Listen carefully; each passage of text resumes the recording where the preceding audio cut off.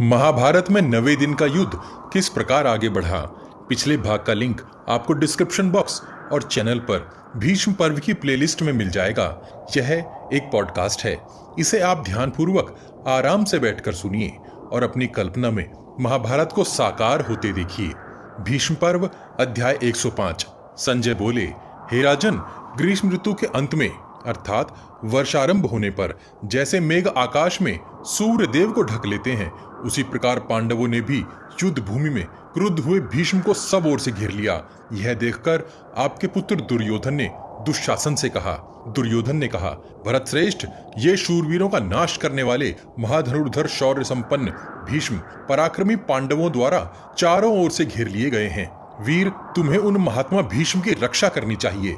युद्ध में सुरक्षित रहने पर हमारे पितामह भीष्म सम्रांगण में विजय के लिए प्रयत्न करने वाले पांडवों सहित पांचालों का संहार कर डालेंगे। अतः इस अवसर पर मैं भीष्म की रक्षा को ही प्रधान कार्य समझता हूँ, क्योंकि ये महाबली महाधनुर्धर भीष्म हम लोगों के रक्षक हैं। अतः तुम संपूर्ण सेना के साथ समर भूमि में दुष्कर कर्म करने वाले पितामह भीष्म को चारों ओर से घेर कर उनकी रक्षा करो। दुर्योधन के ऐसा कहने पर आपका पुत्र दुशासन समर भूमि में अपनी विशाल सेना के साथ जा भीष्म को सब ओर से घेरकर खड़ा हो गया और बड़े यत्न से सावधान रहकर उनकी रक्षा करने लगा। तदनंतर सुबल पुत्र शकुनी 1,00,000 घुड़सवारों की सेना के साथ युद्ध के लिए आ पहुंचा। वे सभी सैनिक अपने हाथों में चमकते हुए प्रास, रिष्टि और तोमर लिए हुए थे। सबको अपने शौर्य का अभिमान था। सभी बलवान, सुंदर अस्त्र विद्या की शिक्षा पाए हुए युद्ध कुशल श्रेष्ठ पैदल सिपाहियों की भी बहुत बड़ी संख्या उन घुड़सवारों के साथ थी। इस प्रकार युद्ध भूमि में शोभा पाने वाले कई हजार योद्धाओं से घिरा हुआ शकुनी कवच धारण करके युद्ध के लिए ही वहां खड़ा हो गया। संजय बोले, हे राजन, दुर्योधन के कहने पर शकुनी भीष्म की रक्षा के लिए उपस्थित होकर नकुल, सहदेव तथा धर्मराज युधिष्ठिर इन 3 श्रेष्ठ पुरुषों को सब ओर से घेरकर इन्हें आगे बढ़ने से रोकने लगा। तदनंतर राजा दुर्योधन ने पांडवों की प्रगति को रोकने के लिए 10,000 घुड़सवार सैनिक और भेजे। गरुड़ के समान अत्यंत वेगशाली वे अश्व रणभूमि में यथास्थान पहुंच गए। जैसे मरुदगणों से महातेजस्वी इंद्र की शोभा होती है, उसी प्रकार उन अत्यंत वेगशाली अश्वों के द्वारा अत्यंत तेजस्वी सुबल पुत्र शकुनी सुशोभित होने लगा। राजन, उन घोड़ों की टाप से आहत होकर यह पृथ्वी कांपने और भयंकर शब्द करने लगी। उस समय घोड़ों की टापों का महान शब्द सब ओर उसी प्रकार सुनाई देने लगा, मानो पर्वत पर जलते हुए बड़े बड़े बांसों के जंगल में उनके पोरों के फटने का शब्द हो रहा हो। वहां घोड़ों के उछलने कूदने से जो बड़े जोर की धूल ऊपर को उठी, उसने मानो सूर्य के रथ के समीप पहुंचकर उन्हें आच्छादित कर दिया। उन वेगशाली अश्वों ने पांडव सेना को उसी प्रकार शुद्ध कर दिया जैसे महान वेग से उड़ने वाले हंस किसी विशाल जलाशय में पड़कर उसे मथ डालते हैं। वायु के समान वेग वाले उन अश्वों ने पांडव सेना को व्याकुल कर दिया। उनके हिनहिनाने की आवाज से दबकर दूसरा कोई शब्द नहीं सुनाई पड़ता था। संजय बोले, हे राजन, तब राजा युधिष्ठिर तथा पांडुपुत्र माद्री नंदन नकुल सहदेव ने समर भूमि में उन घुड़सवारों का वेग नष्ट कर दिया। ठीक उसी तरह जैसे वर्षा ऋतु में अधिक जल से परिपूर्ण होकर मर्यादा तोड़ने वाले समुद्र की पूर्णिमा तिथि में बढ़े हुए वेग को तट की भूमि रोक देती है। राजन, तत्पश्चात वे रथी झुकी हुई गांठ वाले बाणों द्वारा घुड़सवारों के मस्तक काटने लगे। महाराज, उन सुदृढ़ धनुर्धरों द्वारा मारे गए वे घुड़सवार रणभूमि में उसी प्रकार गिरते थे जैसे पर्वतों की कंदरा में बड़े बड़े हाथी हाथियों से ही मारे जाकर गिरते हैं। वे घुड़सवार भी 10 दिशाओं में विचरते हुए झुकी हुई गांठ वाले तीखे बाणों तथा प्रासों द्वारा शत्रु पक्ष के सैनिकों के मस्तक काट गिराते थे।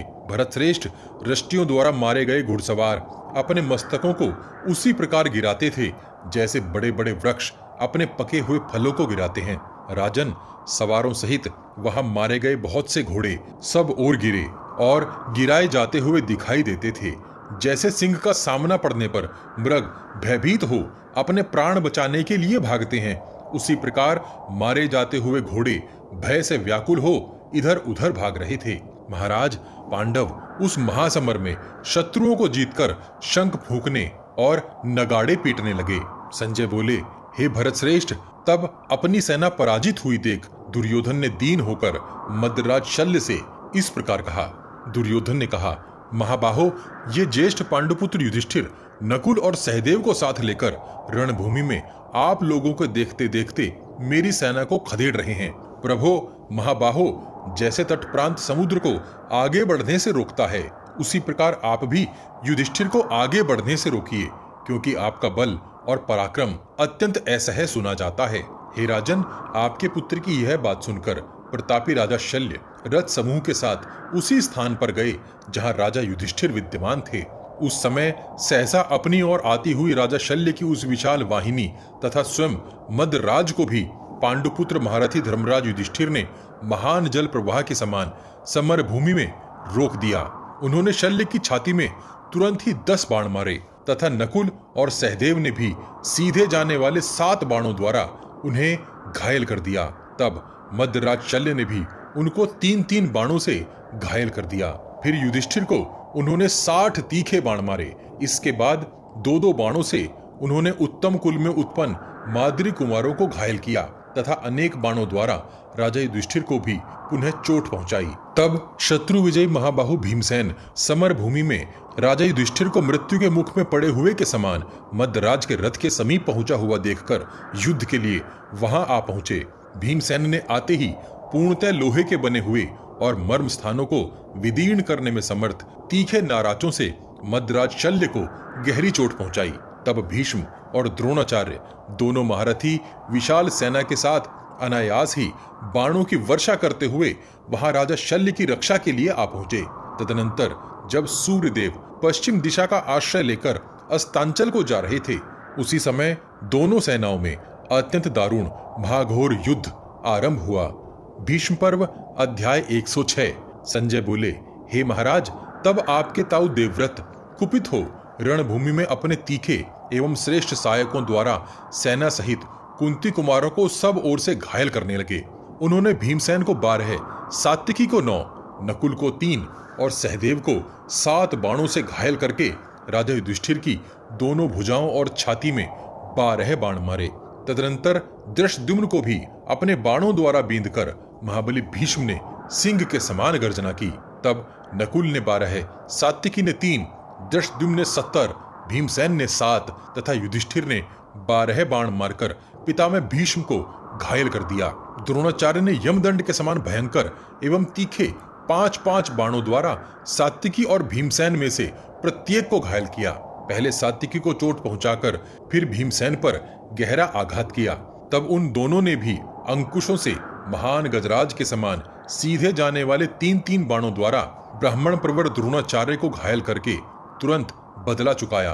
सौवीर, कितव, प्राच्य, प्रतीच्य, उदिच्य, मालव, अभिशाह, शूरसेन, शिवी और वसाती देश के योद्धा शत्रुओं के तीखे बाणों से पीड़ित होने पर भी संग्राम भूमि में भीष्म को छोड़कर नहीं भागे।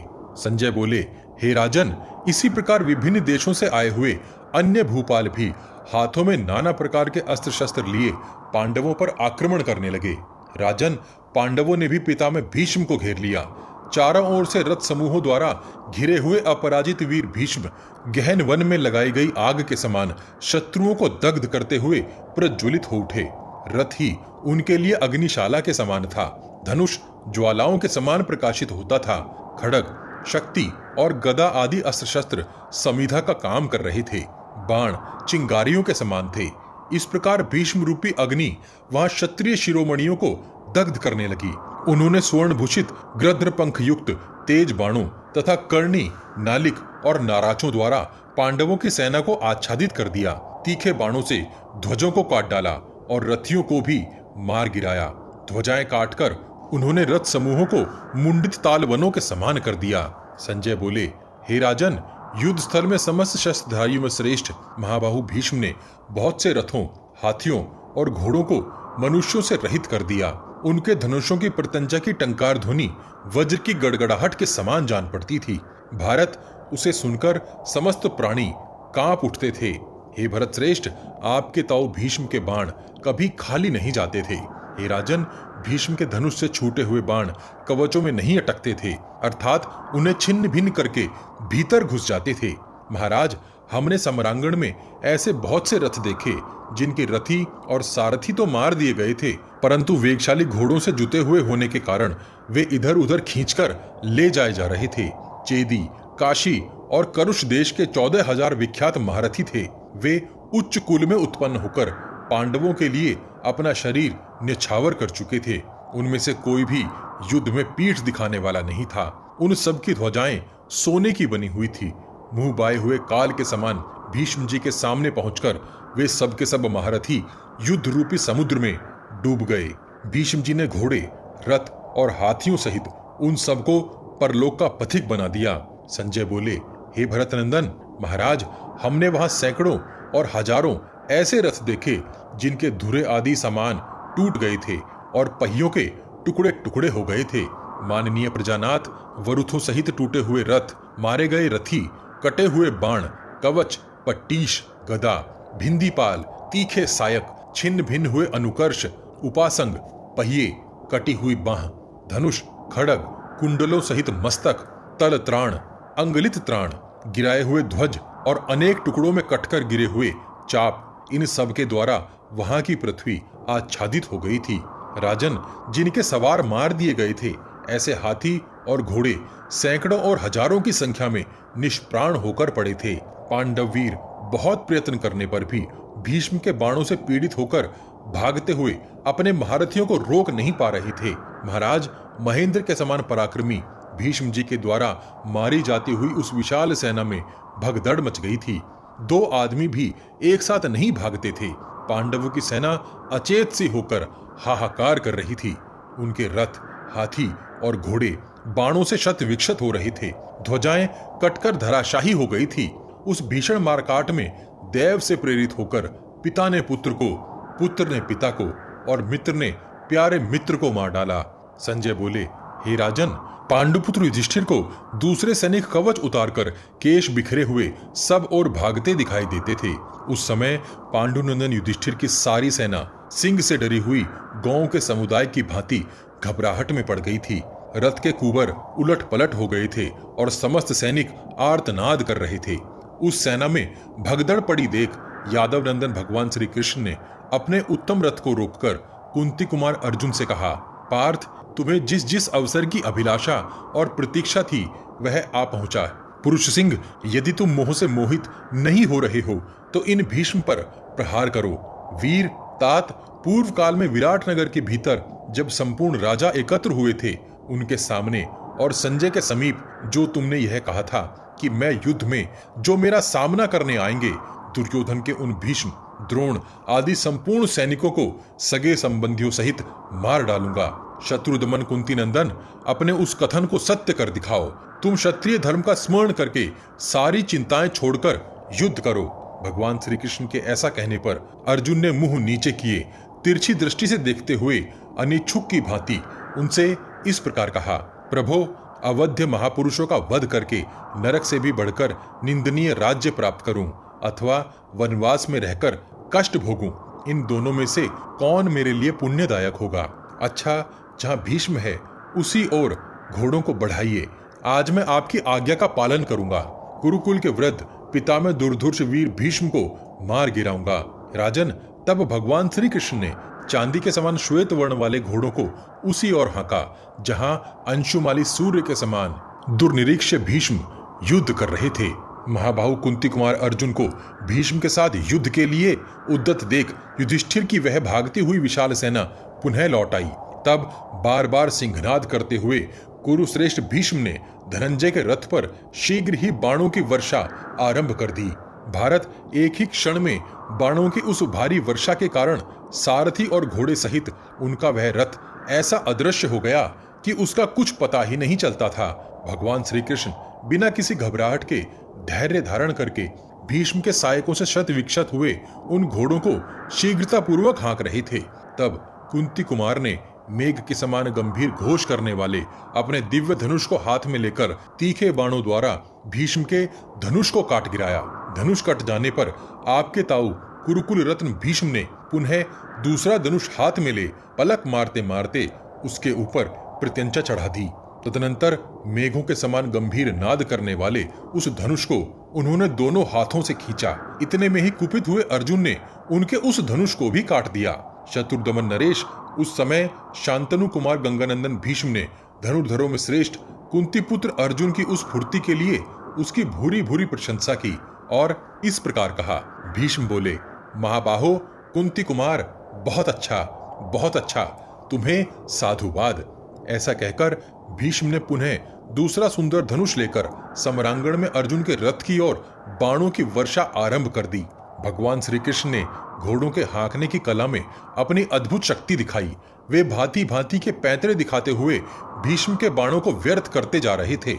युद्ध स्थल में भगवान श्री कृष्ण कुशलता पूर्वक सारथ्य कर्म करते दिखाई दिए। राजेंद्र भीष्म अत्यंत क्रोध में भरकर युद्ध में पार्थ के ऊपर बार बार बाणों की वर्षा करते रहे। यह अद्भुत सी बात थी। फिर शत्रुदमन अर्जुन ने भी क्रोध में भरकर युद्ध के लिए अपने सामने खड़े हुए भीष्म पर बाणों की वर्षा प्रारंभ कर दी। वे दोनों रणदुर्जय वीर एक दूसरे से युद्ध कर रहे थे। उस समय पुरुष सिंह श्री कृष्ण और अर्जुन दोनों ही भीष्म के बाणों से शत विक्षत हो सींगों के आघात से घायल हुए दो रोष में भरे सांडों के समान सुशोभित हो रहे थे। तत्पश्चात भीष्म ने भी रण क्षेत्र में अत्यंत क्रुद्ध होकर अपने बाणों द्वारा बलपूर्वक अर्जुन के मस्तक पर आघात किया। उसके बाद वे बार बार सिंह के समान गर्जना करने लगे। भगवान श्री कृष्ण ने देखा कि अर्जुन मन लगाकर युद्ध नहीं कर रहे हैं, वे भीष्म के प्रति कोमलता दिखा रहे हैं, और उधर भीष्म युद्ध में सेना के मध्य भाग में खड़े हो निरंतर बाणों की वर्षा करते हुए दोपहर के सूर्य के समान तप रहे हैं। पांडव सेना के चुने हुए उत्तम वीरों को मार रहे हैं और युधिष्ठिर की सेना में प्रलय काल सा दृश्य उपस्थित कर रहे हैं। तब शत्रु वीरों का नाश करने वाले महाबाहु माधव को यह सहन नहीं हुआ। आर्य वे योगेश्वर भगवान वासुदेव चांदी के समान सफेद रंग वाले अर्जुन के घोड़ों को छोड़कर उस विशाल रथ से कूद पड़े और केवल भुजाओं का ही आयुध लिए हाथों में चाबुक उठाए बार बार सिंहनाद करते हुए बलवान एवं तेजस्वी श्रीहरि भीष्म की ओर बड़े वेग से दौड़े। संपूर्ण जगत के स्वामी अमित तेजस्वी भगवान श्री कृष्ण क्रोध से लाल आंखें करके भीष्म को मार डालने की इच्छा लेकर पैरों की चमक से वसुधा को विदीर्ण सी कर रहे थे। संजय बोले, हे महाराज, भगवान श्री कृष्ण उस महायुद्ध में आपके पुत्रों और सैनिकों की चेतना को मानो अपना ग्रास बनाए ले रहे थे। महाराज, उस मारकाट में माधव को समीप आकर भीष्म के वध के लिए उद्यत हुआ देख उस समय उन वासुदेव के भय से चारों ओर यह महान कोलाहल सुनाई देने लगा कि भीष्म मारे गए, भीष्म मारे गए। रेशमी पीतांबर धारण किए इंद्रनील मणि के समान श्याम सुंदर श्री कृष्ण भीष्म की ओर दौड़ते समय ऐसी शोभा पा रहे थे मानो विद्युन्माला से अलंकृत श्याम मेघ जा रहा हो। यादव शिरोमणि बार बार गर्जना करते हुए भीष्म के ऊपर उसी प्रकार वेग से धावा कर रहे थे जैसे सिंह गजराज पर और गोयूथ का स्वामी सांड पर आक्रमण करता है। उस महासमर में कालनयन श्री कृष्ण को आते देख भीष्म उस रण क्षेत्र में तनिक भी भयभीत न होकर अपने विशाल धनुष को खींचने लगे। साथ ही व्याग्रता शून्य मन से भगवान गोविंद को संबोधित करके बोले, आइए आइए कमल नयन, देव देव आपको नमस्कार है। सात्वत शिरोमणि इस महासमर में आज मुझे मार गिराइए। देव निष्पाप कृष्ण आपके द्वारा संग्राम में मारे जाने पर भी संसार में सब ओर मेरा परम कल्याण ही होगा। गोविंद, आज इस युद्ध में मैं तीनों लोकों द्वारा सम्मानित हो गया। अनग, मैं आपका दास हूँ, आप अपनी इच्छा के अनुसार मुझ पर प्रहार कीजिए। इधर महाबाहु अर्जुन श्री कृष्ण के पीछे पीछे दौड़ रहे थे। उन्होंने अपनी दोनों भुजाओं से उन्हें पकड़कर काबू में कर लिया।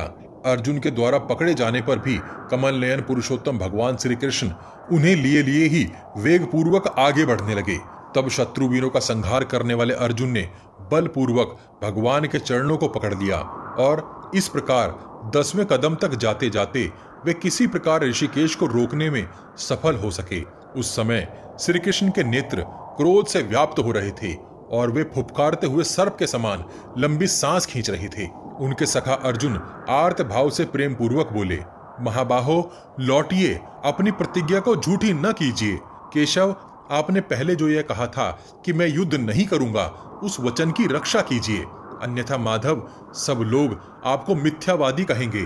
केशव, यह सारा भार मुझ पर है। मैं अपने अस्त्र शस्त्र, सत्य और सुकृत की शपथ खाकर कहता हूं कि पिता मैं भीष्म का वध करूंगा। शत्रुसूदन, मैं सब शत्रुओं का अंत कर डालूंगा। देखिए, आज ही मैं पूर्ण चंद्रमा के समान दुर्जय वीर महारथी भीष्म को उनके अंतिम समय में इच्छानुसार मार गिराता हूं।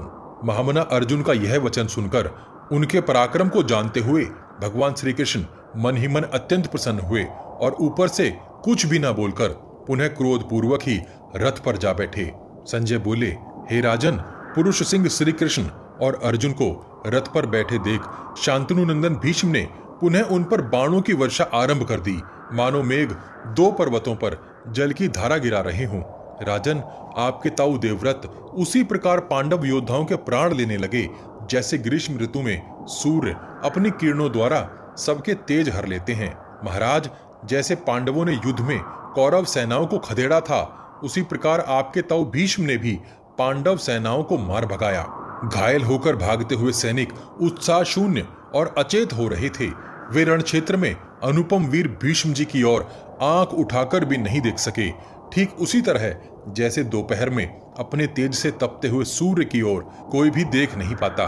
महाराज, भीष्म के द्वारा मारे जाते हुए सैकड़ों और हजारों पांडव सैनिक समर में अलौकिक पराक्रम प्रकट करने वाले भीष्म को भय से पीड़ित होकर देख रहे थे। संजय बोले, हे भारत, भागती हुई पांडव सेनाएं कीचड़ में फंसी हुई गायों की भांति किसी को अपना रक्षक नहीं पाती थी। समर भूमि में बलवान भीष्म ने उन दुर्जय सैनिकों को चींटियों की भांति मसल डाला। भारत महारथी भीष्म अविचल भाव से खड़े होकर बाणों की वर्षा करते और पांडव पक्षीय नरेशों को संताप देते थे। बाण रूपी किरणावलियों से सुशोभित और सूर्य की भांति तपते हुए भीष्म की ओर वे देख भी नहीं पाते थे।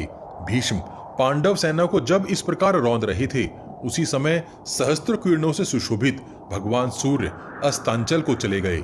उस समय परिश्रम से थकी हुई समस्त सेनाओं के मन में यही इच्छा हो रही थी कि अब युद्ध बंद हो जाए। भीष्म पर्व का अध्याय 105 और 106 यहीं समाप्त होता है। अगले अध्याय में जानेंगे कि 9वें दिन के युद्ध की रात में किस प्रकार पांडवों की गुप्त मंत्रणा हुई तथा श्री कृष्ण सहित पांडवों ने भीष्म से मिलकर उनके वध का उपाय किस प्रकार जाना। इस विशाल ग्रंथ महाभारत को शीघ्रता से समेटने के लिए हम ग्राफिक्स के साथ पॉडकास्ट का सहारा भी ले रहे हैं, ताकि आप तक कुछ जल्दी से महाभारत का सही रूप पहुंचाया जा सके। आपको हमारा प्रयास कैसा लग रहा है, कृपया कमेंट बॉक्स में कमेंट करके हमें जरूर बताइए। पिछले सभी भाग आपको हमारे चैनल के पेज पर और इस वीडियो के डिस्क्रिप्शन बॉक्स में भी मिल जाएंगे। हम हर सीरीज की एक प्लेलिस्ट भी बनाते हैं। उम्मीद है आप हमारी वीडियोस अपने उन दोस्तों को शेयर जरूर करते होंगे जो महाभारत का सही रूप समझना और जानना चाहते हैं। आपके हर शेयर से हमारा मनोबल बढ़ता है। अपने प्रियजनों तक यह ज्ञान पहुंचाने के लिए वॉच गॉड चैनल को सब्सक्राइब और शेयर करना मत भूलिए। सब्सक्राइब बटन के बगल में बनी छोटी सी घंटी भी बजा दीजिए। जय श्री कृष्ण, हर हर महादेव।